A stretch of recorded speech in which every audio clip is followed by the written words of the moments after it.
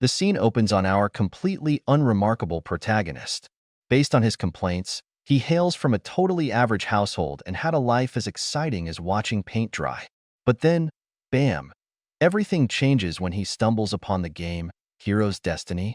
Suddenly, he's not just some background character. No, in this game, he's the hero himself, the one who gets to forge his own story and, you guessed it, become the ruler of the world. Cue the confetti, right? Well, maybe. Our boy is thrilled. After all, it's a single-player game. That's his jam. He's a fan of single-player because, let's be real, it's the only game where you can save, reload, and hit the reset button on your disastrous decisions. Plus, cheating is like an all-you-can-eat buffet of shortcuts. What's not to love? It turns out our boy isn't just any gamer. He's a streamer. He's got an audience, though they don't exactly seem like the supportive, go-get-em-champ type. More like the let's roast this guy into oblivion kind. All he hears is insults flying at him like it's a stand-up comedy roast. But, oh, what's this? One kind soul tosses him $10. Hey, it's something. But then, wham, a $1,000 donation. Looks like someone's feeling generous. Our boy is shook, and they didn't even ask him to do anything.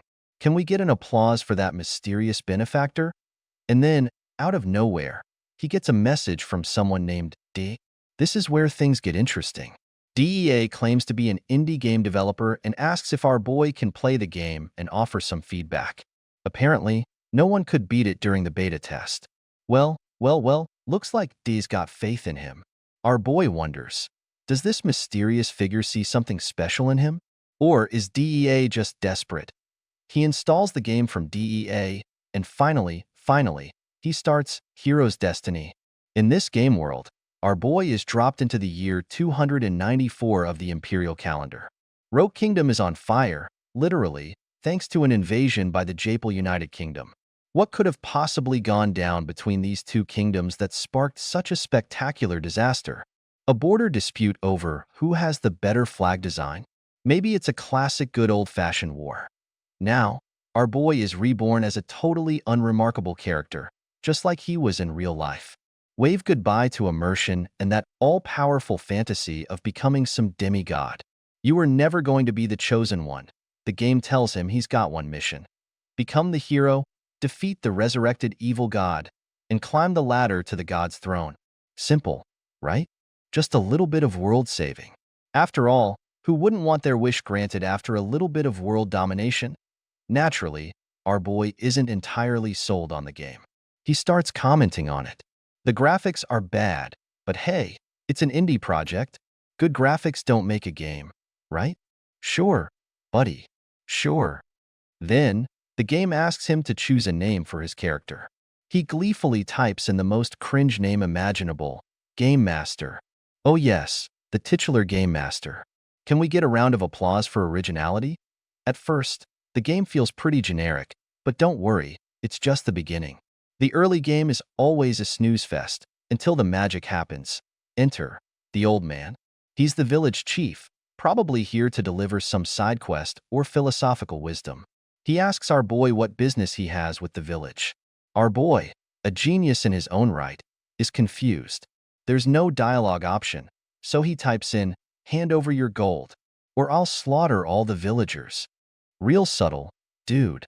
Real subtle. Naturally, the old man is not having it, and with one hit, our boy is dead. The game does not mess around. I guess there's no defense stat to pump up yet. He tries again, this time with an innocent approach, following the old man into the village. The old man offers him a drink. Unfortunately, acting like an innocent angel means getting poisoned over time. Yikes. A fate worse than death. In his next attempt, our boy gets creative. He unplugs his internet cable, thinking, aha, the NPCs can't control me now. Spoiler alert, it doesn't work. The game still functions just fine. And as a cherry on top, he dies again. This time, it's because his tongue gets ripped out. Ouch. The game is still functioning, even offline. Who knew? He remembers D. Or is it D? Is that the developer's name? The team? Who even knows at this point? The mystery deepens. Our boy, exhausted from his thrilling adventure, decides to call it a night. But as he drifts off to sleep, he can't shake the feeling that this game world feels way too real. The NPCs react like actual humans. No wonder no one made it to the end during the beta. This is next-level immersion. Fast forward 10 years. Our boy is now a regular office worker. His life? Boring. His job? Boring. Oshiro-san, someone yells. Oh great, his colleague wants something. He's about to go home when… Hold up, what's this? Is his pretty colleague making a move on him?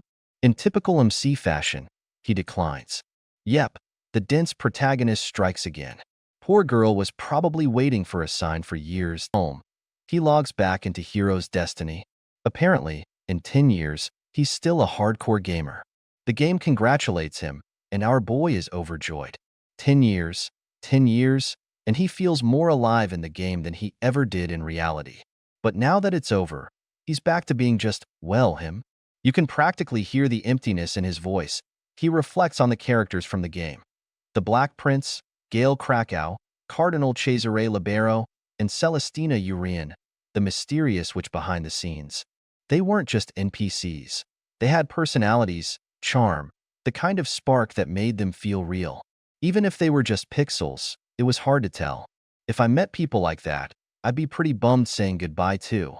And just when he thinks it's all over, boom, he gets a pop-up. Want a new adventure? Could this be an ice guy? Fingers crossed, folks. He clicks yes. Suddenly, a beam of light shoots out of his PC, announcing that he's entered the world of Ellen.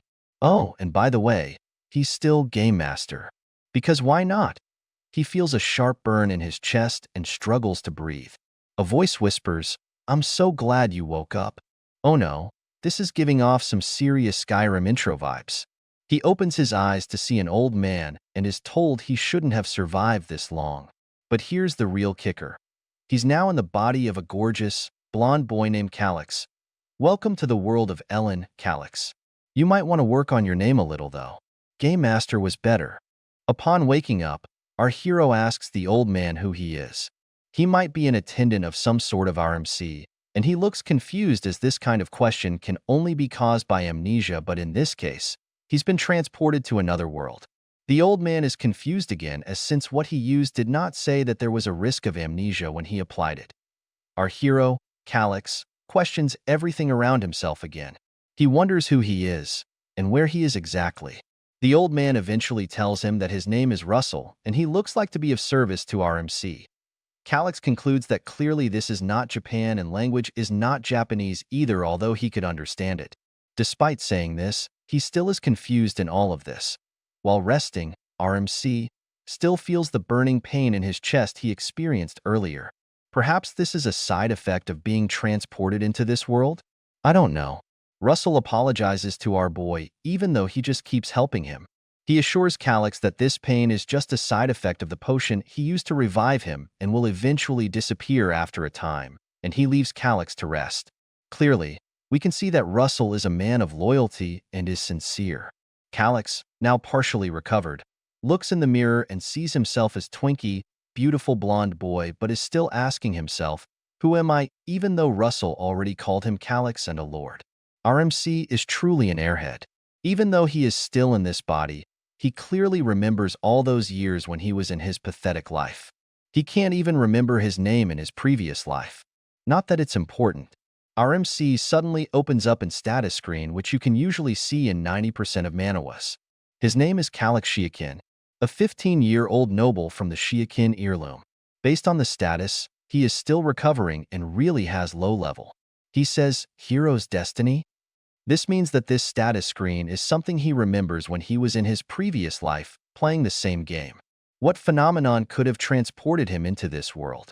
I think I have an idea now why nobody wanted to finish this game or why no one has finished it. He remembers on the screen, moving to the continent of Ellen actually meant being ice-skate to its world, and now he's shocked and confused but eventually calms down. His chest pain is still hurting him and he wonders why it hurts so badly. He thinks that because of this sensation that there is no way this can be a dream. For now, he will try to blend in and use the name Calyx Shiakin as edgy as that name sounds. It's best to blend in with the NPCs. Who knows what they will do to him if feel he's acting weird? Calyx, just lying his face on the bed, suddenly makes the screen pop up. It looks like thinking about it makes it appear. Talk about convenience. Our boy then decides to gather some information about this new and interesting world so he can use it in order to survive. Since he's a noble, it is best to be cautious as assassins can be everywhere. The status screen shows him that he is of the territory of the Shiakin earldom, which means he is part of the Earl's directly family. Most likely, he will be treated with the highest respect and treated more than equally by other people. Jackpot! He has a life wherein he does not have to struggle for money. A knock on the door. Our boy Calyx is suddenly panicking as this will just be his second encounter with an NPC from a foreign land. He practices himself in the short span of time that he should tell himself that he is Calyx Shiakin, or else he's dead to the people. It looks like a maid is behind our boy's door, holding something. It's medicine for our MC because of this chest pain he is still having, or is it? The maid looks innocent while presenting the medicine to Calyx and urges him to take while it is still warm. Calyx wonders if he should ask the maid her name, but that will only give more suspicion. However, our boy is smart enough to check on the status of the maid despite her innocent looks. Her name is Lila. Status is a commoner. Her affiliation is Viscount Hashiran's territory. Combat power class 3LV33. It is weird because she has to be in the same kingdom as RMC, and why does she have such a high combat power? Something is fishy with this maid. RMC is smart enough to be skeptical of this maid. He tells himself that he should not drink this, and that's for the best. Lila, looking surprised, wonders why Calyx is hesitating. Something isn't going according to her plan if there is one. Calyx tells her to just leave it, but she clearly wants our boy to drink it on the spot. Perhaps she's waiting for the effect of the medicine that she bought. Our boy gets pissed off at her persistence and knocks off the glass out of her hand. Lila is now shocked why Calyx swatted it. He might be onto her. Perhaps she is more than just a maid? She watches the glass fall and still manages to catch it. This is no ordinary maid, or is she one in the first place? Lila now gazes at RMC as if she's about to kill him. Lila catches the cup with the liquid still inside it, and Calyx remarks that her reflexes are not that of an ordinary maid. If he makes eye contact with Lila, she'll absolutely know that he spilled it on purpose. Lila presents the medicine again to Calyx, although the prince is still suspicious. The worst-case scenario which could happen between him and an assassin came true. Calyx is 100% sure that it's definitely poison and not ordinary medicine, and there is no way he will be drinking it. He thinks fast, but Lila checks on him also. He checks out Lila's status again to gather more information. What kind of place is the Koshalin household that Lila belongs to, and why do they want him dead? Okay, here's what our boy knows so far. He is the son of the Count's first, now deceased wife, and he wonders if he has any half-siblings. Most likely he'll be contested in the ascension of the throne with them. Look, there is one half-sibling who is older than Calyx. A 16-year-old, but what's this?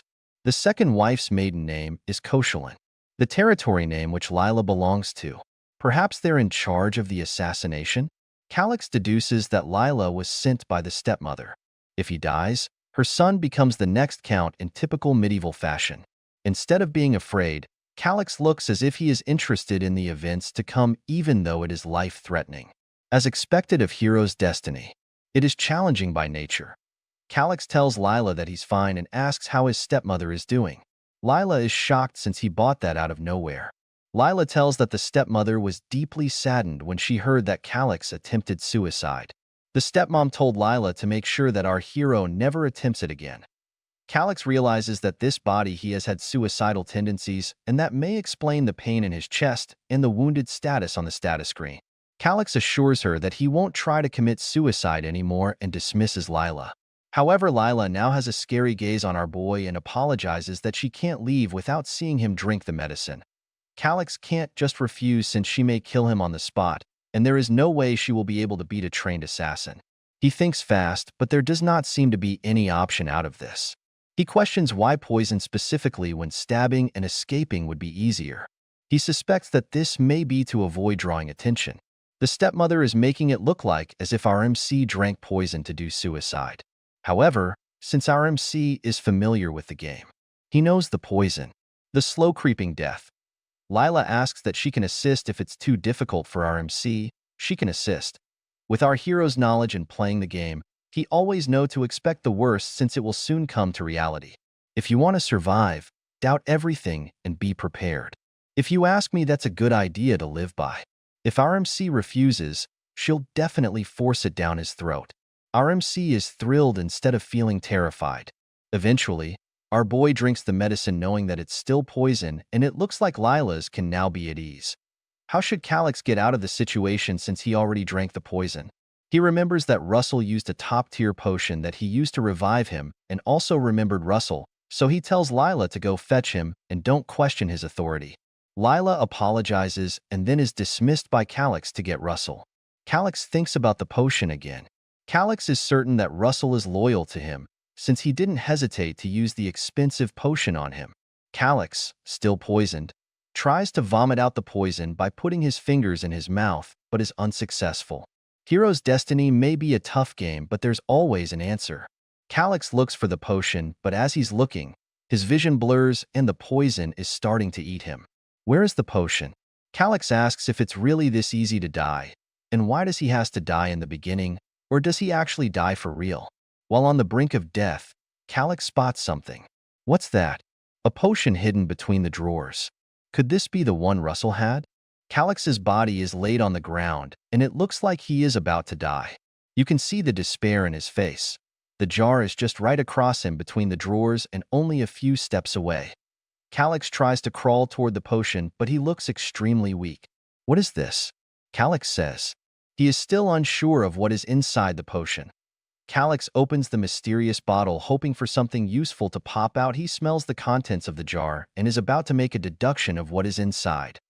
Calix unenthusiastically says, "What is this? It's like spoiled milk? I guess that it really was not useful after all." The status screen shows on the upper right, "Spoiled goat milk." Calix then panics, then also says, "Goat milk?" Calix says, "I knew from playing the game that yogurt was the antidote to slow creeping death, but he is about to follow up something to say," he says now. "Can this spoiled goat milk even be called yogurt?" The status screen above our main character says, "Your eyelids are getting heavy." Calix says, "This is bad." The warning message has already popped up 3 times. "Ugh," Calix says. Calix says he won't last another minute. "Damn it." "Watch, Lila," he says. Calix drinks the spoiled goat milk and says, "I'll definitely get my revenge," and it looks like he does not like what he is doing.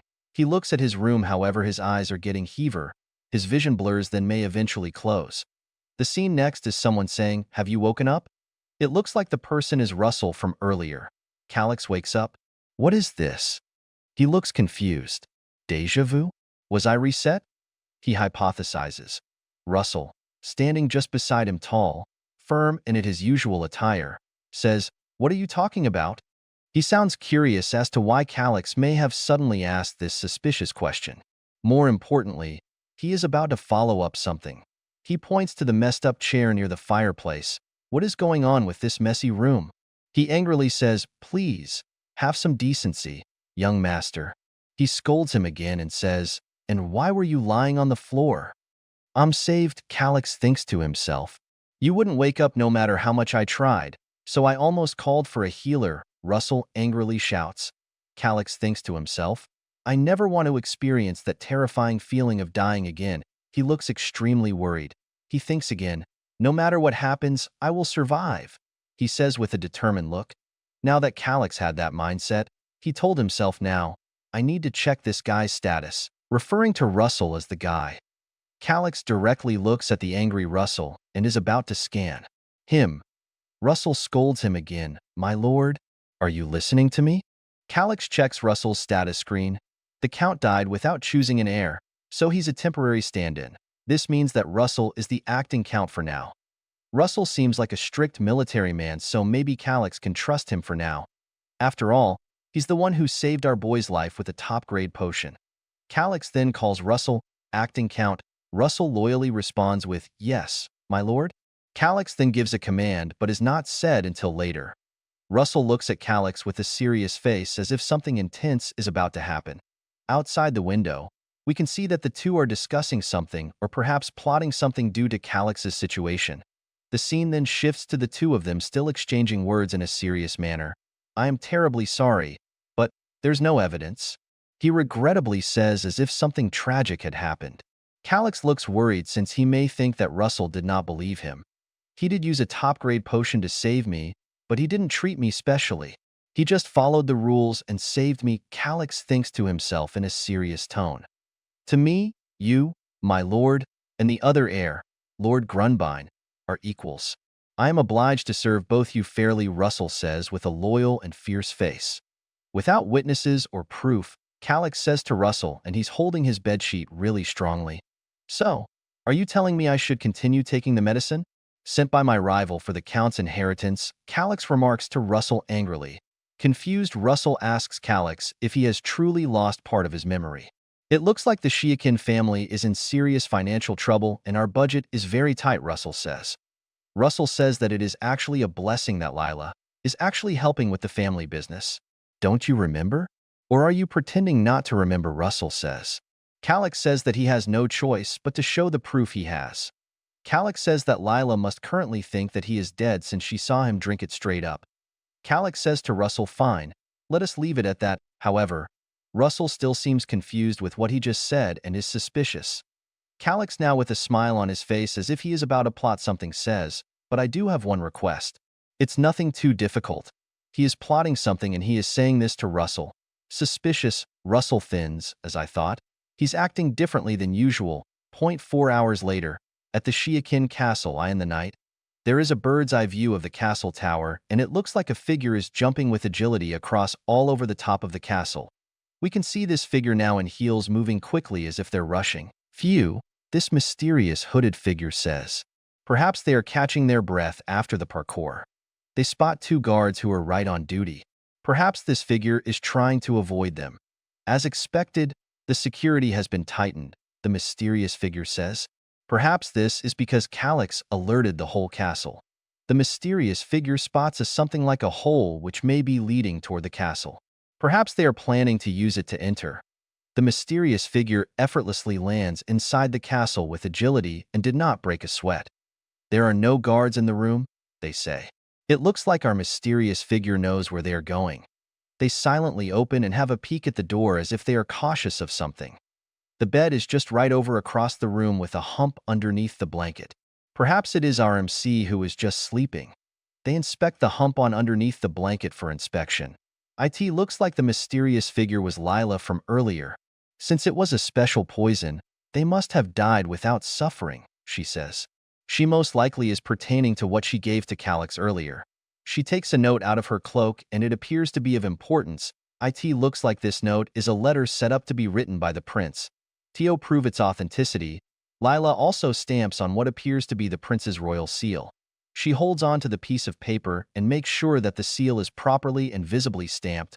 All right, now I just need to make it back safely, she says after doing the paper and seal. Suddenly, someone with a knife appears at her back and they quickly strike her. Don't move, the person with the knife menacingly says. The knife is just right near her throat, ready to slice. Lila is shocked as she did not expect this kind of surprise. This voice. It looks like Lila is familiar with this mysterious figure's voice. Lila is sweating intensely as the blade is just right beneath her chin and directly front of her throat, ready to slice it open. No, she says to the mysterious figure who is holding the knife, it is already too late. She may be pertaining to what Calix drank earlier, and she is assuming he has already died from it. She confirms it by saying Lord Calix is already dead. We can see that in the hump beneath the bedsheet. She says that now that Calix is now dead, that the Shiakin family is now left with only the Grunbein. Perhaps this is the remaining family members Calix had. Lord Russell, she says. It appears that she has something to say before Lord Russell continues to slice her throat and kill her.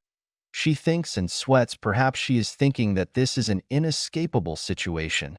She says that should not he be, as a mere noble, be serving the shaking family since it is the only remaining family in the castle. However, Lord Russell is silent and stays his blade. As expected. It's just as I predicted. It looks like there is another person with them in the room. A mysterious figure stands out of the shadows menacingly and confronts both of them. What Lila says shockingly as if she saw a ghost. In typical noble family feuds, poisonings are not usual. Our boy, since he played this game and practically knows everything and has 30 years of life experience, knows that much. But he follows up and has something to say while holding the piece of paper which appear to be the suicide note from earlier. If it gets discovered, it would be quite troublesome, says our MC. Lila under her cloak has a knife, and she quickly unsheathes her knife. She looks up as if she is doing some quick maneuvering with her body. She skillfully draws out both of her daggers and strikes Lord Russell's dagger going downward to break free from the knife holding on her throat. However, Lord Russell just stands there as if nothing has happened. Lila fully turns around and is most likely going to attack Lord Russell with a backwards knife attack. However, he easily grabs her wrist with no effort at all. She screams in pain as Lord Russell crushes her wrist. It looks like as if he really wants Lila to feel the pain after what she did to Calix. He then unleashes his mighty fist toward a direction, and this looks like it could deal some serious damage. He strikes her with a fierce and unwavering look in the gut, and she screams in pain. Calix curiously says, "I thought I knew. But is this the difference of 3 class stages?" It looks like there is an extremely big power gap between the likes of Lord Russell and a mere assassin like Lila. Calix observes Lord Russell and says, "Overwhelming." Lord Russell's aura is so strong that he not only is able to feel it, but he is also able to see some dark purple flames which represent his tremendous power. Anyway, even if poisonings are common, no one leaves physical evidence or witnesses. Calix says this even as a young boy displaying superior intelligence. Anyone who attempts assassination against a noble will be executed, even if it is a noble. The same rule applies. That is the rule which they have in these lands. Calix moves across the room and looks for the piece of paper Lila left earlier. The evidence is here. He points as for witnesses, he says as he steps on Lila's cloak. He looks like as if he is about to do something terrible to Lila. They are here, right? Calix says smilingly.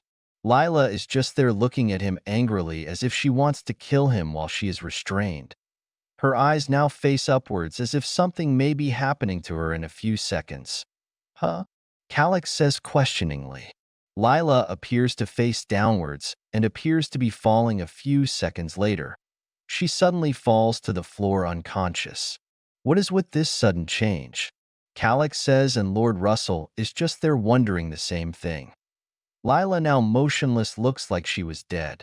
They fainted, Calix says. Calix touches Lila. It looks like he is about to perform some mumbo-jumbo on her. Suddenly, a blue orb pops up out of nowhere from Lila while Calix places his hand on her. This blue orb appears to be something called the mana hole. Now, our boy is able to understand Russell's and Layla's classes. It seems they cannot use mana breathing techniques, Russell says. Whatever that is, they are probably at the level of elite soldiers with good training. There may be no need for high-speed mana restraints. He wisely says this to our boy Calix. Lord Russell is shocked as if he's something crazier than usual again. He thinks to himself while looking at our boy, that expression. Could it be that the young master already knew? He is becoming more and more suspicious now that our boy suddenly went from being suicidal then to a super genius in just a night. Again he says to himself, there was something off when I asked to lay low, but then he remembers earlier when Calix told him, however, I have a request. It's not a big deal. That he already thought to himself earlier that before this event that our boy was already having a different behavior from usual. How much do they really know? Lord Russell seems to be really skeptical on what our boy currently knows. Now that Lila has fainted, Calix orders Lord Russell to bind her for now, since there are plenty of things that he wants to ask her. Most likely this is the details of the assassination. Lila, still unconscious, is now bound to a chair just right in front of the fireplace, and it looks like her arm is extremely damaged due to Lord Russell restraining her earlier. Calix now pours a red liquid on Lila's wound, which is currently bleeding from that strong grip earlier. Perhaps this is a potion. He places a cloth on Lila, perhaps to reduce her sweating. It appears that Lila is waking up as her vision is being restored and he sees Calix in front of her. The cloth is still on her face, but she is still sweating. Lila is now awake and appears to be shocked due to the incident which just happened earlier. Drinking slowly creeping death, some says.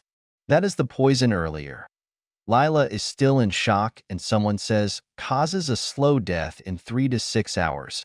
Most likely this is Calix. It is a poison ideal for suicide as you die without feeling pain. Calix says the description of the poison Lila just gave earlier. He says, since I had once attempted suicide before, if I died from this poison, everyone would think I committed suicide, he says with a smug, smiling expression. Layla, if you had used a fast-acting poison and had the resolve to die with me, you would not have failed, he confidently says to Lila. Calix grips her face and asks why she did this and strikes a scary gaze on Lila, who looks scared as hell as if she's about to face death. What? What are you talking about? Lila says, acting like an idiot, thinking that Calix does not know anything. Lord Russell stands there at the ready, appearing ready to strike at any time. You didn't want to die, did you? Calix says, in other words, you did not have the loyalty to dedicate your life to Countess Stella, did you? Lila looks like she is unable to say anything or appears to be afraid to say anything. Our boy commands Lord Russell to make the assassin talk. What is this nonsense? Lila stupidly says. Lord Russell obeys our boy with no hesitation. He opens her mouth forcibly and violently as if there is something they want to put inside it. Lila looks at our boy and it appears he is holding something. What is this? It looks like there is something like pebble RMC has, and it has a dark and mysterious aura around it. Perhaps there is a strong power with this object. He throws this at the assassin's mouth, and it looks like she really hates it. The smell, she says. Calix pours some nasty-looking black liquid into Lila's throat, and it also has a dark aura around it. Perhaps this is a disgusting liquid designed to make her suffer more. Ew. Lila screams in pain. It looks like someone or something is inflicting pain on our girl. What on earth did you make me drink? She questions our boy. It looks like she was talking about the terrible black powerful liquid our boy gave her earlier. Calix, sealing the jar with his hand, tells her that he made her drink some deadly poison. Calix looks calm and he says this extremely provocative statement. Poison? She questions RMC with a fierce look. You know about the poison, Seedy's puppet, right? It looks like this mysterious poison is so strong and deadly that it projects a scary manifestation of death with strings attached to its arms. Most likely this is where it gets its name. Impossible. That is a lie. Lila screams in desperation. How could a young lord from a count's family like you get your hands on such a thing? It looks like Lila, who was just owned by Calix, is underestimating our boy and is not believing him. She doesn't know that it's really a 30-year-old man in a 15-year-old body. As long as you have gold coins, you can get as much as you want.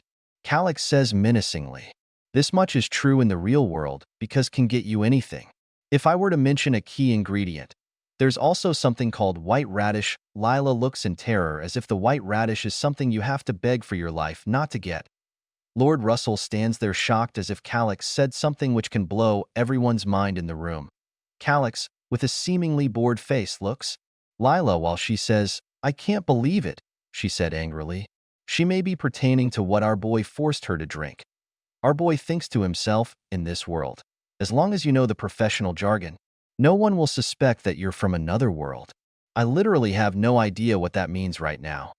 RMC says that he will release Lila today, and he wants her to report what just happened in this room. He wants her specifically to report that the assassination of Calix-sama was successful. You really think I will follow your orders? Lila says stubbornly as RMC bends his head. You don't want to die, do you? He threatens Lila along with a menacing gaze. Calix surely means business when he delivered this threat. That, Lila says. And we got information that The poison seedy's puppet has over 3,000 antidotes depending on how it is formulated. Calyx points at his with a smug face and says, right here? Perhaps he is referring to how he formulated the poison. Lila struggles onto the chair, but it is completely useless. Calyx says, if you do not want to die pointlessly, stop being stubborn and listen to what I say. Our boy looks like he is going to blackmail Lila and make a difficult request. What's your answer? Calyx says. Lila is just there with a blank expression. Then suddenly her eyes open. Things are about to get intense since she is so pressured on what he will tell our boy. Lord Russell looks at the two talking strictly. It appears that he is guarding Lila in case she tries to do anything funny to our boy. All right, fine. Just untie me, Lila says. It looks like she gave in to Calyx-sama's threat. She says this with a loud tone and menacing gaze towards Calyx. If you ask me, she's in no position to get pissed all of a sudden since Calyx can do anything to her at the moment. Huh? What kind of tone is that? I'm about to save your life, Calyx says with a smug face. It looks like he really wants to spare our girl here, however there most likely is a condition he's going to follow up. Please untie me quickly, I'm begging you, Lila says. This is more like it. This is the tone someone should have when they're about to lose their life and will be about to be tortured. Lord Russell thinks, what's this? You're unusually compliant. Are you up to something? He is skeptical towards this decision of Lila to submit to Calyx's demand. Please show me mercy. It looks like our girl has enough, and she looks so miserable at the moment that her face is turning red. The rotten goat's milk is working, Calyx thinks, and he remembers it. His face turns red, and it looks like he is about to vomit just by thinking about it. It looks like the black, powerful liquid earlier was only rotten goat's milk, and not some life-threatening poison, though it may be as powerful as it. Our boy now orders Russell to untie Lila ropes. However, Russell is still shocked. Are you sure? She was trying to kill you, he says in a panicking look. Even if I had something like that happen to me, I would lock up the assassin in the basement or something. Calyx says that Lila is still an important witness, so let us at least treat her with basic human dignity. Calyx, despite being attacked by Lila, still shows some mercy and human decency. Dignity? Russell says. Calyx already made her drink rotten goat's milk. There is no more dignity for Lila. Lila yells to Russell, you bastard! Hurry up and untie me. Huh? Ah yes. Russell responds, then tries to untie. Lila looks like she is in total pain and is crying a lot. Her face turns red. Please. She should have said this earlier, as any captive should. The scene shifts to the castle. It most likely implies that her scream is so loud that it was heard throughout the castle. Lila, while kneeling in her cloak and hood readied, repeats Calyx's orders. Then, go report that the assassination was successful. Got it?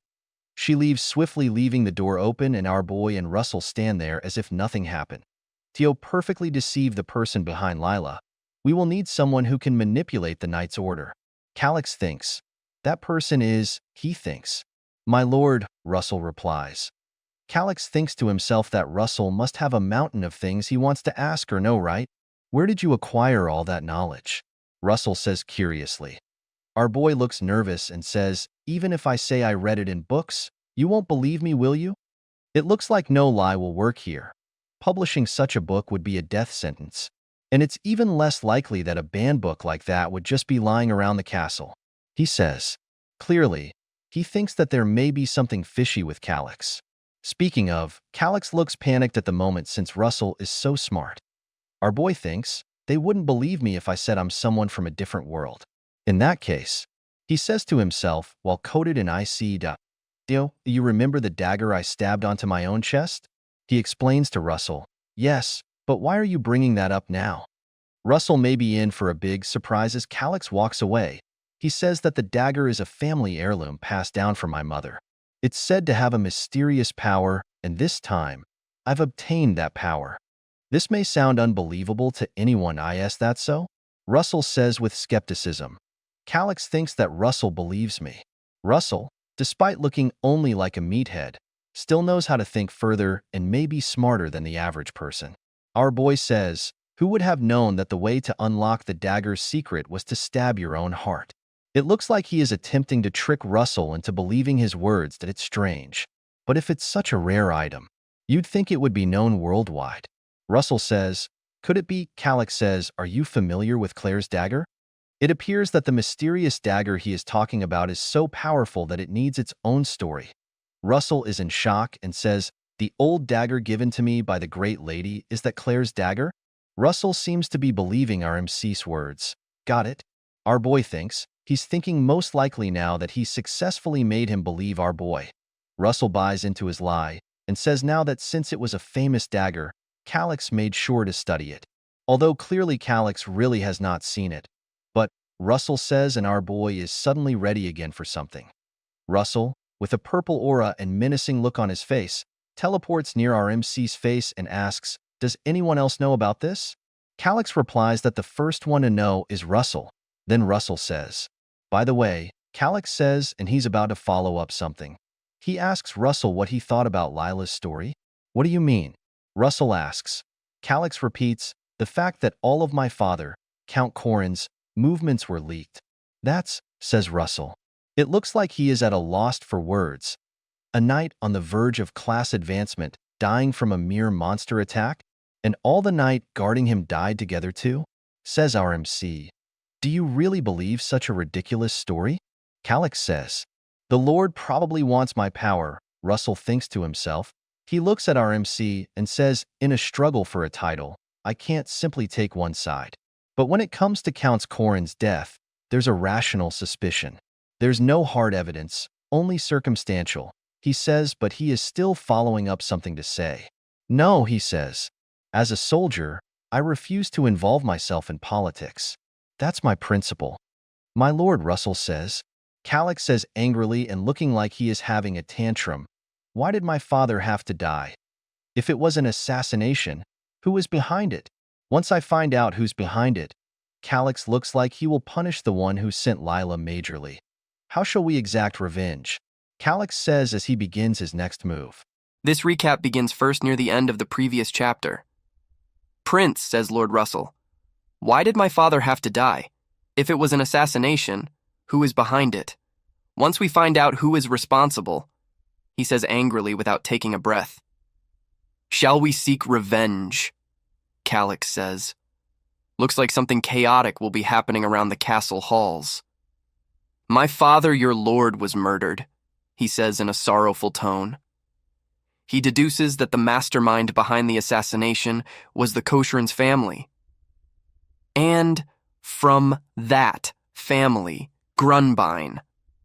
It looks like our boy has a score to settle with whoever this Grunbein character is. He says that if Grunbein becomes a count, all hopes of revenge will vanish. Calix does not appear to just give up his ascension to the throne so easily. Calix stares into nothingness with a dark aura. You can see the hatred in his eyes that he is about to plot something which nobody will like. Is it true chivalry to follow the lead of a family that plotted an assassination? It appears that he is trying to provoke Lord Russell by guilt-tripping him. Russell just stands there without saying a word. Perhaps Calix's suspicion was correct. However, Russell goes down in front of him and swears that his loyalty to our MC. With his determined words and unselfish actions, I can say that Russell is without a doubt an ally to our boy. Commander Russell, says Calix. He seems touched by the acting count's devotion and resolve to be loyal. However, Russell adds, please do not forget that I just abandoned the beliefs I've held for over 50 years, with a powerful dark purple aura. You can sense the power and sincerity behind his words. Talk about having a loyal servant. He just abandoned everything he believed in for our MC. Calix looks reassured, smiling, and thinks that he has secured a powerful ally. Russell, a rank 6 warrior and the most powerful figure in the Count's territory, has become our ally.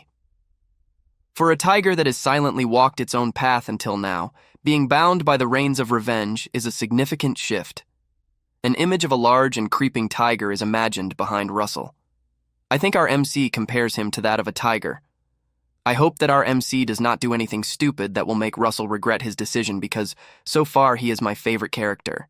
He assures Calix that he will make him strong with a fiery aura. His determination is displayed with a fiery, exaggerated aura around him and a fiendish purple eye locked onto our MC, and he sweats since he is also terrified of Russell. Before we go on, let's quickly change the subject or special training will begin at any moment, Calyx says.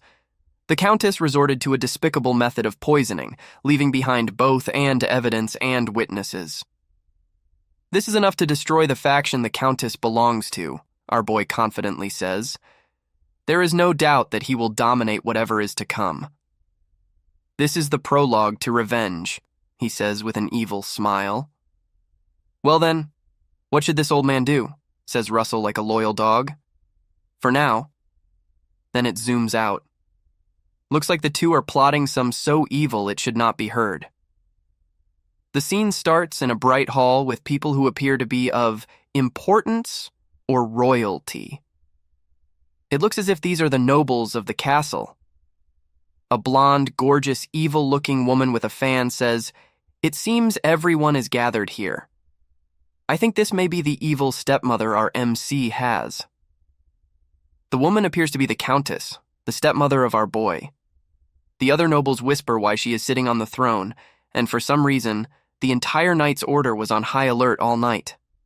These two things may be connected.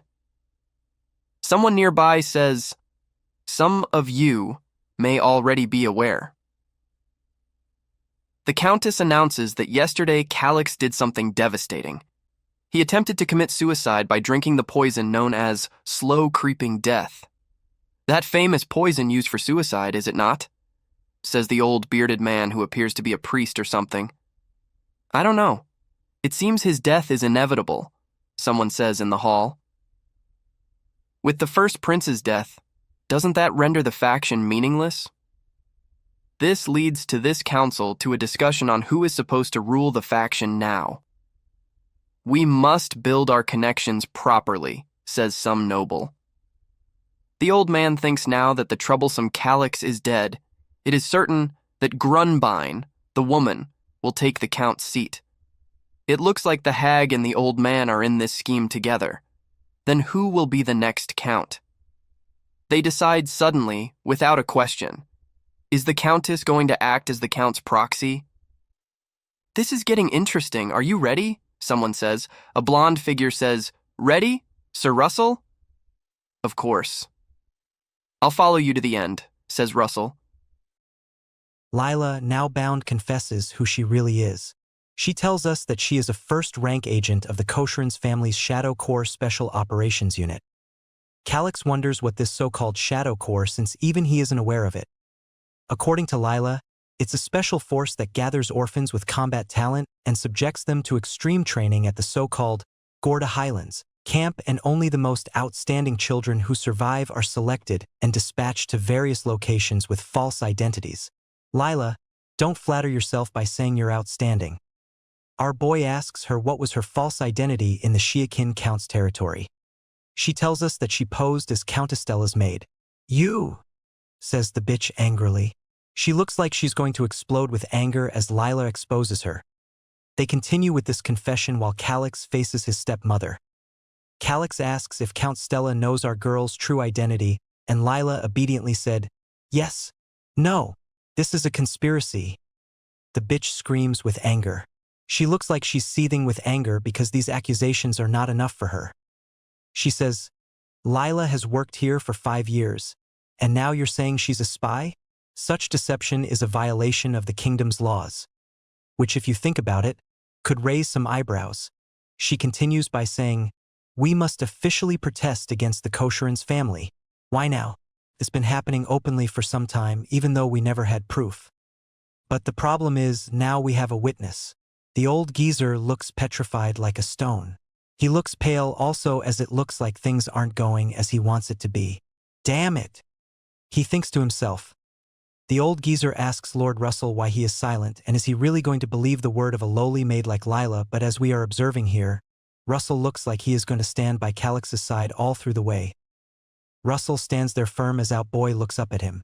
Russell says that Lila is not a lowly maid but a criminal caught in the act, and she just admitted herself that she's a spy from the Kosheran's family. Calyx smirks. knowing that Russell is on his side and willing to die for him. Whether it's a conspiracy or not, you can judge after hearing the testimony. The old man says, "Viscount Russell, you?" And it looks like he's not able to finish his sentence due to terror and fear. A noble yells, "The chief treasurer must stop this nonsense." It looks like he's part of this sticky situation as well. "What did you say?" says the old geezer and looks like he's panicking. They say that everyone should shut up in the court to what the assassin has to say. The old man looks terrified as he looks at the countess. It really looks like they are backed up against a wall. The countess is fuming with anger as he hears Calix questions our girl. While posing as a maid, "What mission were you assigned?" Lila says that once a month, she reports the information she gathered. "What kind of information?" our boy asks. Lila tells us that mainly she gets the information of the financial ledgers created by the chief treasurer regarding the territory's income and expenses, the schedule and travel routes of the late Count Corin, and the political movements within the vassal's inner circle. She says this with a voice as if there's no hope in it, and Russell looks so pissed off on what he's hearing. Someone says, "What? Impossible," in the court. They're shocked because they now know that the Countess knows so much about the castle. Our boy steps in and makes a daring question now. He asks Lila what was the most recent mission she was carried out to do by her superiors. She tells the court that she was tasked with tricking Prince Calix into drinking the poison known as slow creeping death, then enter his bedroom to plant a forged suicide note to stage his death. Lila says all of this with life devoid of her, as if she's just a husk of a human being. We can see it evidently based on the dead look in her eyes. "What was the result?" asks Calix. She wants our girl to spill the beans in front of the court. She tells them that she succeeded in poisoning our boy, but when she entered in his bedroom, she was caught by Count Regent Russell. The Countess, through the whole situation, turns her head down as she's gonna explode. Clearly it's not her day, and her fat son is just looking like an airhead as if he's not paying attention. The Countess yells at her like a beast and tells her to shut up. The bitch is so pissed off that she went out of her way to get off her ass and assault our boy. She angrily yells, "Is there any proof? Any evidence?" The people try to calm her down, but her rage looks like it could overpower them. "This is a conspiracy," she keeps persisting. But it's useless since our girl Lila has confessed everything which the council needs to hear. "Evidence, you say?" It looks like Calix has another card up his sleeve. It's already looking well for him. What else could he possibly have? "Count Regent Russell?" he asks the commander. He answers with yes, like an obedient dog. Russell yells at the top of his voice, "Here is the forged suicide note of Prince Calix." He points it at the faces of the council. This is clear, concrete evidence. If this doesn't convince them, I don't know what will. That he states that last night, he caught Lila sneaking into Prince Calix's room, attempting to plant that note. And this here is the scroll of the Earth's memory, which many of you are already familiar with. Whatever the hell that means, that he tells us that it's enchanted with magic that reveals the wicked intentions of those who touch it through visions. Holy shit. The whole council shocked further at the info. This magic will show who gave order to Lila. The truth will be laid bare. Talk about a top-tier truth-speaking potion. The old man thinks anxiously that this must be prevented from leaking out, or else things will be bad for him. Even if they have to silence everyone here. Looks like there's some killing which needs to be happening. Looks like some nobles are nervous also, and most likely they're part of the assassination attempt. Our boy spots the old man. I think he spots how nervous he is, and he has been so vocal about his thoughts are. He knows too much and questions too much. Calix removes his hand out of extremely large coat and appears to do something. "Come in," he commands someone. The old man is in a surprise as he sweats. Whoosh!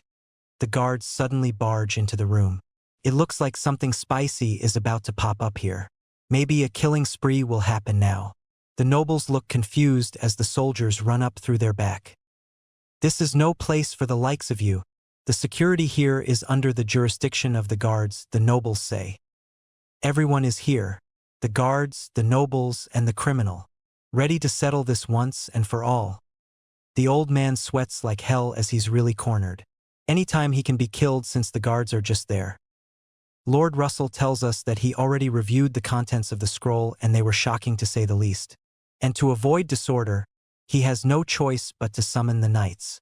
He asks for the noble's understanding, but does it really matter, as if they had a choice? The swords are literally at the back of their necks. A noble says weakly, but to bring soldiers into the sacred grand hall. This is a coup, a noble says tarriedly. The weird-looking spoiled brat cries and says, Mother, I really want to punch this kid's face in and watch him cry more. The countess now looks nervous instead of pissed off. The fact that the neutral knights have acted means that there is undeniable proof, she thinks. It looks like she realizes her defeat now. Calix asks Russell what is the punishment for a noble who attempts to assassinate their own blood and according to the kingdom's noble law. Our boy says this so casually as if he's killed previously. Russell menacingly says, Death by hanging. Our countess imagines a rope around her neck. It's all sweaty and just seeing it makes me fear death more. Upon hearing this way of punishment, she hugs her stupid-looking son and says that he had nothing to do with this. It looks like his name is Grunbein. He has a name after all. She says that she acted alone in order to have Calix spare her son's life. I guess this is the only redeeming quality she has on her. She yells at Calix and says that even though that they're not blood-related, she is still her mother. It's the typical thing parents say when they have nothing else to defend with except this one. We're dealing with murder. Calix coldly stares at Lila as if he wants an upcoming statement from our girl. Our boy asks, Oh really? Is that so? Lila, is that true? However, Lila tells us that when she received the mission from the Countess, the fat Prince Grunbein was present there as well, scheming on what they'll do. Calix grins since it's checkmate for the Countess and she cries in terror and fear. Lies, she says, and she looks insane right now. Our boy thinks, yes, that a lie, but what if it's the ones who initiated the assassination in the first place are the real cowards?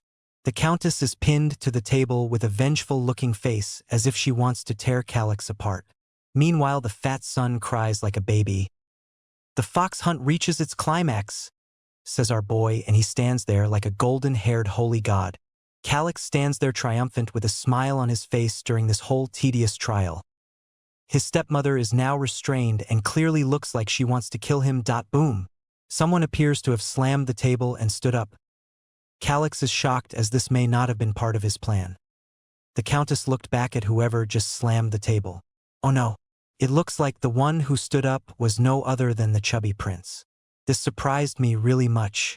Calix looked that way as if he is not really interested. Then the fat prince met with him face to face. Surprisingly, the fat prince kneeled instead of doing something stupid. And Calix and Russell were just as surprised as I am. Is he not that boring at all? The chubby prince kneels down before Calix and it appears he is asking something from our boy. A noble says from the crowd, Lord Grunbein. What in the world? It looks like this guy is part also of the group who wants to kill our boy. Calix, the fat kid said as he knelt down as if he is asking for some forgiveness. He said, Please, I'll accept any kind of punishment. But just spare my mother, I beg you. It looks like this fatty is not that reliant on his mom after all. Maybe there is more depth to him that I just judged too quick. Huh, said that Countess. She looks confused and bewildered just as we are. While being held down by two armored and elite soldiers, the Countess yells, Grunbein, return to your seat. It looks like the Countess does not want the fat prince to commit anything stupid at the moment, but in this case they have to do something to save their ass. The nobles in the background whisper at the back, even though there are soldiers all around them, say, This has gone too far. For the second prince too. Quiet, Prince Calix might hear. I guess that everyone in this council really is wishing for Calix to just lose. The nobles continue whispering to each other. He went that far to protect his mother. This is too much. Next scene cuts to our boy and he looks so bewildered that things have gotten off course. Our boy thinks to himself, the wind has shifted. It's as if I'm being made out to be the villain. Calix sure has to think of something quick to get out of this sticky situation. A dark evil purple aura covers the fat prince and Calix wonders to himself, could this have been the plan all along? Maybe the fat prince is some sort of mastermind that a dark purple aura is forming around him. Calix looks frustrated. It looks like the tables have turned for a moment for our boy, with an obviously fake smile and obviously fake happy attitude. Our boy says to the fat prince, very well, you really care about your mother. There's no choice. It looks like something terrible punishment will be happening to the Fat Prince. It looks like he was not really a mastermind at all. It was only for just one panel. That means, the Fat Prince says while looking super duper frightened, it looks like he knows what events will be transpiring. Calyx gives him the punishment details. If you admit your guilt, I will reduce your punishment. If you confess, I'll try to plead with the Count to spare you from the death penalty. The Fat Prince looks scared as hell. With a dark aura, Calyx warns the Fat Prince, but mark my words, your words cannot be undone. Our boy gets more and more threatening, I can say that for every chapter. Somebody at the back yells out aggressively, I won't admit it. Grunbein, what are you doing? Don't do anything unnecessary. It looks like this is the Countess and she is really pissed off. She adds, and Calyx, you, a younger brother, dare to give orders to your elder brother. While pointing her finger at her. You can see that she's fuming with anger due to her veins popping off and sweat dripping off her face. The nobles at the back say, elder brother, I'm astonished. Do you still not grasp the situation? How dare you try to kill Prince Calyx and act so brazenly? It looks like not all of the nobles here are part of the shenanigans. The old dude in gray clothing says, just when the wind had finally shifted, why are you doing something unnecessary? Calyx, hey, are you listening? His stepmother says, but our boy just stands there unwavering and strong like a total badass. Calyx, with a pouting face, looks at Russell, and it looks like the two are doing a telepathic link. Russell says, you two soldiers over there, immediately arrest the criminal. The two soldiers, suddenly shocked, go to the Countess and say, yes, sir. What? Stop. Do you know who I am? Yes, we know who you are. You're the bitch who tried to assassinate our boy. She looks terrified as the soldiers arrest her.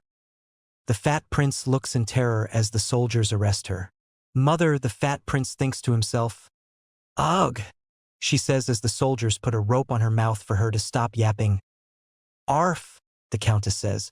The Fat Prince could only think in horror as this happens to her beloved mother. Now then, it looks like our boy is about to do something extremely menacing to the Fat Prince. Our boy asks, let me ask you one more time. Do you admit to the crime of attempting to poison me? Calyx looks like a total badass with a gaze that could intimidate any kind of criminal in an interrogation. The Fat Prince is really hesitating to say the truth as he's grinning. The crime he committed really looks like he's going to get screwed once he is admitted. I do, he confesses, and it looks like it removed a lot from his chest. Our boy thinks, of course you do. If you hadn't admitted it, even Dorami's gaze would have disappeared. So, everything was calculated, Grunbein. Our boy seems to have resolved everything with his wit and cunning. Russell stands there and looks proud at our boy as always. Now the verdict has been settled. Since Grunbein has admitted to his crime, the memory of the earth, which could tarnish the family's honor, will remain undisclosed, our boy yells to the council. Furthermore, because Grunbein confessed before any evidence was revealed, the sentence will be reduced. Our boy now says this devastating warning to the Fat Prince. To prove that you will not make any further appeals, the criminal must close their own manor hall. Brace yourself for some exposition here, my friends. No way, the Fat Prince says. It looks like this manor hall or whatever that is something which is precious. In typical manhwa fashion, they gave some world building stuff that doesn't really make any sense. The Kingdom of Knights, Rock Kingdom, was a strict class-based society divided into nobles, knights, commoners, and slaves. The only way to become a knight's part of the ruling class was to use mana to enhance the body. This is shown into illustration by a bright light orb shape inside both hands similar to a Rasengan. Continuing the exposition, in this society, the closure of the Mana Hall was also known as a social death penalty. Holy moly. The Fat Prince panics. Mother, mother. He thinks to himself. What should I do, he thinks. His mother is bound there, unable to speak. Now, he's really screwed as he is out of options and just committed his crimes. Checkmate. This is the quickest action. If I don't shut down the Mana Hall, not only will mother's crime be exposed, but a hanging awaits beyond that. I absolutely refuse to do that.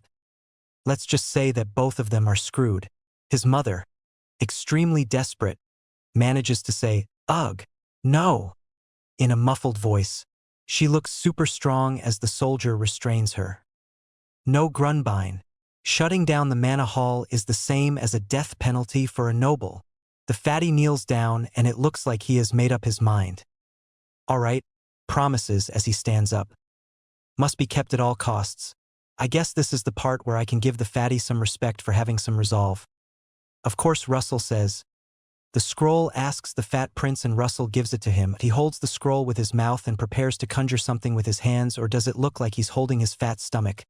Suddenly, a bright orb forms in front of him. This might be the mana hole thing which they must be talking about.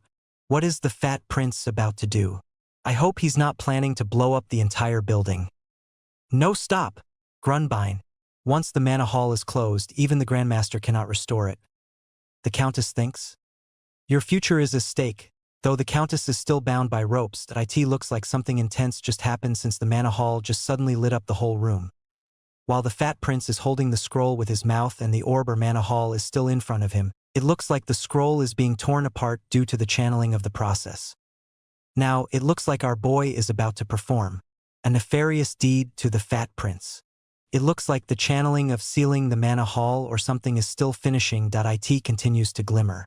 It looks like the sealing process is taking a lot of time and I'm starting to get bored. Finally, the orb becomes super tiny like an eyeball. This is a sign that it has now been sealed, as the page said.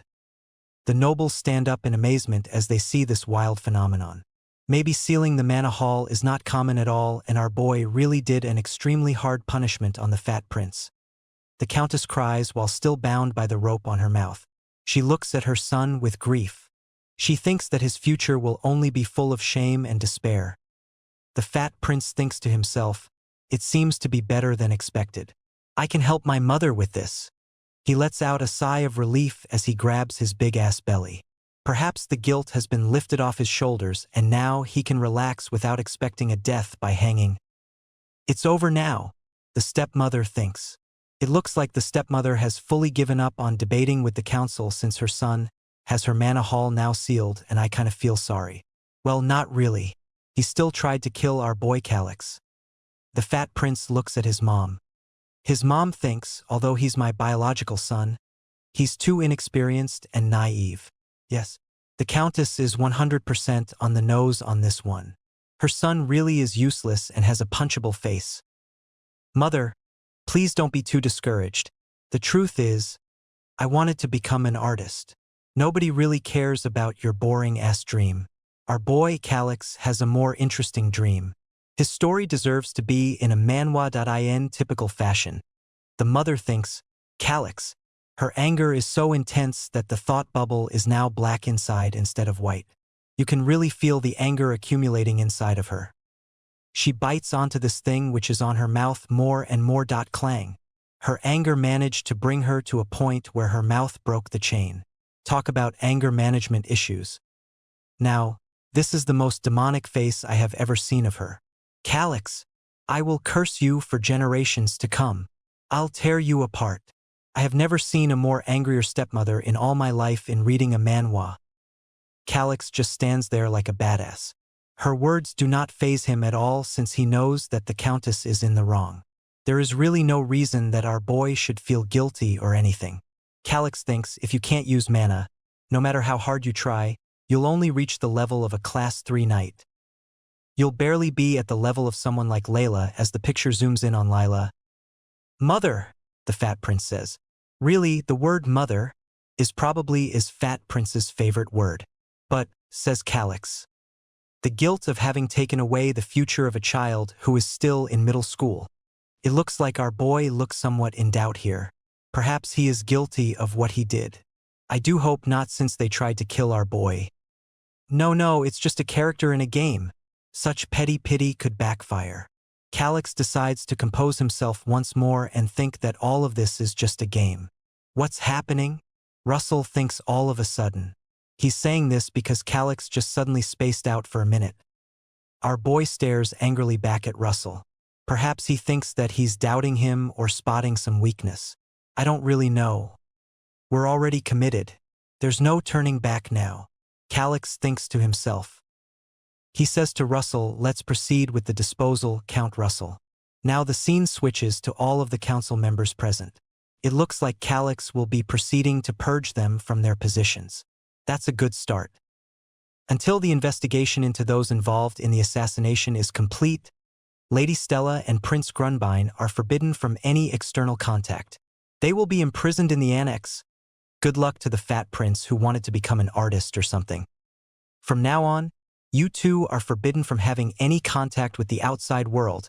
The fat prince walks past our boy Calix as if they never knew each other. They get taken away by the multiple guards. It's best to get more security since the mother is so OP when she's enraged. Our boy looks back at the council. Now the purge begins. I wonder who will be next to die or get punished. Now we start with the old dude who looks like a priest or something. The chief financial officer Gidros is suspected of leaking confidential documents. He looks scared shitless. You can see the despair in his face as a dark aura forms around him displaying gloom and sorrow. Now Russell yells. He is hereby stripped of his current position and ordered to be detained and investigated. Drag the criminal out. The soldiers drag him out, but he still persists that his scummy ass is different. He yells out, I'm different. Stop. Let go. He scolds the guard, you lowly soldier. The old man says, but this just pisses off the guard, so he punches him so hard that he blacked out and said, don't touch me with your filthy hands. Now the bald guy is completely unconscious with his not so pleasant to look at bald head shining on my face. You're doing well, says Calix. Someone in the crowd says, and yet, Prince Calix who has neither title nor supporting factions. Some nobles in the back worry for themselves. Could it be that we will also receive such punishment? Why does he require confirmation from someone like Count Russell? This means that the entire order of knights has aligned with the prince. They continue to yap to each other, the succession dispute must be over now. Count Russell is deliberately showing us his lowered stance, which is a warning from Prince Calix to us. Now Russell says, you are to be suspended from your duties and placed under strict confinement furthermore. Security chief, he says. Perhaps he's the one who going to get arrested first. Yes, says the old guy. You are to be suspended from your duties and placed under strict confinement. Furthermore, Russell says, please refrain from making unnecessary misunderstandings by interacting with others. Says Russell, and the old guy says, understood. The other nobles tremble in fear. Russell said this. They fear that they may also lose their titles and get arrested. I apologize. A guy with a weird attire says, this is all due to my mismanagement. Please approve my resignation. Calix thinks Garrett is not only capable but also well regarded and trusted by his subordinates. Besides, he's already aligned with Russell. Calix thinks there's a risk of facing backlash. And Russell says, Chief Administrator, the request for resignation is denied. Russell hands him a bunch of papers which look shocking. This is the list of officials believed to have been involved in this incident. The guy in the weird attire looks baffled himself. Maybe he is not part of the crime. Order the suspension and confinement of their duties. Regarding the expansion of personnel, please ensure that it does not interfere with operations. Instead of reprimanding this guy in the weird attire, Russell is giving him a list of responsibilities. I apologize, Your Excellency, someone says while it zooms into Calix. Prince Calix? Questions Russell. It looks like he's spacing out like an airhead again. Now Calix decides to give his words, Count Russell. All but 4 of the financial officers are subject to investigation. It seems necessary to send new financial officers to the Bureau of Finance. Our boy says, what? Please show the prince's leniency towards those with lighter offenses, says the weird-looking guy. If not a single high-ranking official remains, there will be serious issues with operations. Calix thinks, no, we must staff the finance department with individuals we can absolutely trust. Calix replies to the guy, are you saying it's acceptable for the investigation to be left unresolved out of fear of disrupting operations? Says Calix in a badass tone. The guy just stands there saying, like a moron. He knows that our boy is wiser than him. Will they be grateful for my leniency, or will they overestimate themselves? The guy says, but they merely made a mistake in their alignment. He says with despair. Very well, please, says Calyx. I have already made up my mind. Calyx looks like a total badass here. The guy's inner monologue says, and he's shocked at Calyx, you are no longer the same prince as before. You were once indecisive and weak-hearted. He recalls the time when Calyx was still a little crybaby bitch all the time. If Russell is the symbol of martial prowess, then Garrett is the symbol of scholarship. And now Garrett is faltering before the prince. Is this really happening? A noble says in the back. As always, the nobles only know how to complain. Oh, now the power of the Shikin Countdom is almost mine. Calyx smiles. It looks like our boy is going down an evil path at this point. And it zooms in at his face. Something truly epic is about to happen in the next chapter. Calyx opens all these system interfaces while smiling. Perhaps he is plotting his world domination plot. Although there seems to be some system interfaces above the people. Maybe it's their stats or information or something. Calyx faces the guy with the mustache and opens his character information. His name is Garrett Olson, 61 years old. Title is Baronet. Affiliation is Earl of Shiakin, and his position is Chief Administrator. Perhaps he is a potential ally for our boy, but I don't see any confidence in him.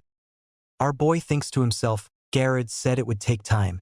He thinks seriously. He looks to the scummy nobles who look terrified and nervous.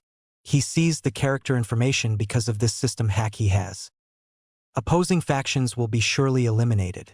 Even those with ambiguous positions are out. Calyx says. Especially those who are useless. Calyx opens the system interface with the list of members in the council. That includes the old guy, Garrett Olson. I'll only use those who survive the loyalty contest. A dark purple aura surrounds our boy. Perhaps he's going to make a really evil move. The soldiers and nobles feel his aura. What's with that smile? Scary. You can see their terror with the wiggly lines going down. If Prince Calyx dislikes you, you'll literally lose your head. Some of the nobles think. I think this is the time where the nobles will be about to suck up to our boy. The nobles swarm our boy like flies to a piece of crummy leftover food. They're about to suck up to Prince Calyx and earn his trust and favor. Everyone, calm down. There's plenty of time. Calyx probably will begin to select the best of the best. Russell looks from a distance as he sees the daring move from our boy. Perhaps he's really bewildered on how much Calyx changed that he scratches his head. Perhaps confused also. The scene shifts to outside of the castle at night. Perhaps it was a long process of the nobles sucking up to Calyx and earning his trust. Our boy says as he stretches his arms. Perhaps he's tired from all of the crazy events which have been transpiring. He says as he lays on his giant soft bed. He's probably contemplating on his life or something like we usually do late at night. So tired, says Calyx. His eyes just slowly close, but it looks like he's still thinking about a lot of stuff. While closing his eyes, he thinks and remembers his previous life, average studies, average in looks. I was just average. But what if I beat the game that no one could clear? Then I'd become someone special. He says to himself while thinking of his previous boring appearance. The scene now switches back to him staring at his computer. Perhaps this is back at the time when he was suddenly transported into this game world that he thinks is still not real. Congratulations, Game Master. You are the first human to acquire the seat of the gods, and have been registered in the Hall of Fame. Says the interface system. He remembers the old man in the video game he interacted with when he was still in the real world. You are the first human to acquire the seat of the gods. Everything's over now. I wish I could be reborn on the continent of Ellen. Little did our boy know that the game really is listening, and soon, he got his wish of being transported to the continent of Ellen. Then I could remain someone extraordinary, he says. Our boy wakes up. He suddenly realizes something when he was doing his inner monologue and says, wait, the seat of the gods. I cleared the game and ascended to the seat of the gods, he remembers. When I first started the game, the system interface tells him in a flashback when he was in the real world, you were born with a small, insignificant soul. Survive the turbulent times and become a hero. Deliver judgment on the resurrected evil god and ascend to the seat of the gods. Then, any wish will be granted. Ends the system interface. No way, says our boy as he leaps out of his bed. He's clearly shocked as obviously, the game is the one which did this event. I would rather be reborn on the Ellen continent, he thinks while he imagined himself in his older life. Did it grant my wish? He questions the world around him. Did they think that was my wish? In any case, there's no turning back now. If I clear this world and ascend to the gods again, could I have another wish? I'll definitely clear this world. He finally thinks to sleep as he sleeps because he is so exhausted. Wah, says Calyx as he stretches his tiny little arms. It's the morning now. All right, where should I start? It looks like our boy is going to make some major adjustments to his kingdom now that the trash has been disposed of. I remember the Earl's territory perfectly. He remembers this because of his past life completing the game, just in case you did not know. But I've never heard of the Shiakin territory. Perhaps the events wherein he is now is dates before the game starts. Where is this place anyway? I guess I should look for it on the map. He might open his system now. As expected, and map which the system has conveniently pops up out of nowhere. This is why this genre of manhwa is too oversaturated. There's too much system that suddenly comes out of nowhere. A prompt pops up. You have a history of conquering the continent of Ellen, says the system to our boy. Oh, he questions. Looks like he's also unaware of his character's history. A message pops up again, clear bonus. All map markers displayed, a cheat suddenly displayed to him out of nowhere. Whoa, seriously? He's also bewildered by this message. This is like a treasure map, he says as he blushes. All ruins, dungeons, terrains, and features in Hero's Destiny are displayed. This is why manhwas all have bad storytelling. The map displays several cities on the interface which have small houses near them. Perhaps these are villages or smaller towns. The towns also have their names listed. There are also question marks which could mean it's unknown territory, danger sign which means it's dangerous there, and an exclamation mark which probably means mission or something. All map markers displayed. It even includes information I didn't know before. Calyx is surprised on what he's seeing. He squirms like a baby while saying, "Oh man, this is going to be way too easy." Perhaps this is not going to be a challenge for our boy since he already knows the events and now he has a map hack. Wait a minute, what year is it now? He wonders. Imperial year 289. Hero's Destiny starts in Imperial year 294. The system shows the current year. It's currently year 289. Calyx looks relaxed for a second here, as if there's nothing to be worried about. So, I don't know about the Earl of Shiakin's territory, He screams in terror saying, does that mean this land I've just obtained is destined to disappear within 5 years? He questions and yells. Why is that? I feel like Russell said something about poor finances. He remembers Russell's face, looking angry with a fiery aura signifying his wrath. Maybe that's why I almost got killed when I couldn't even afford a maid, says Calyx. He opens the system and says, let's take a look at the financial status window. It displays Shiakin Earl's territory. Checking financial status. He looks panicked and in distress. Perhaps our boy wasn't in total control after all. What is this all of a sudden?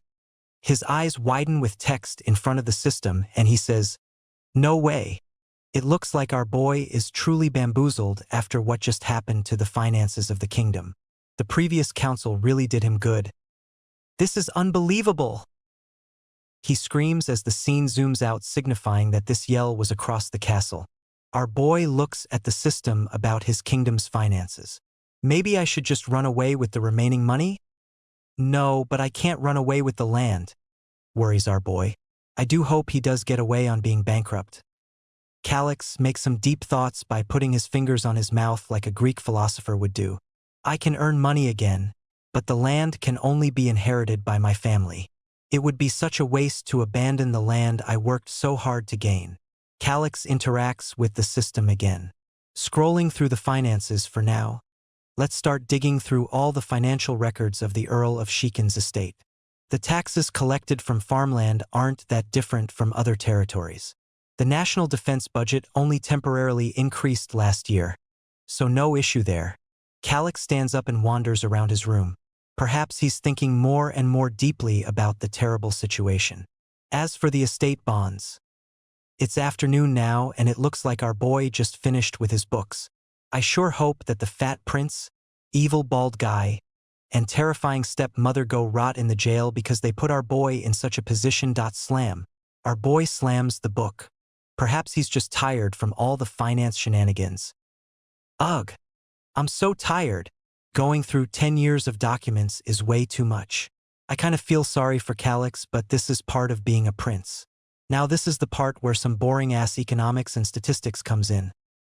Calyx looks at the ceiling like anyone would when they're wondering about life. The first problem is, trade with the Mad Rosa Desert Kingdom beyond the highlands has been cut off. Says our boy. There's a map displayed where the kingdoms are located.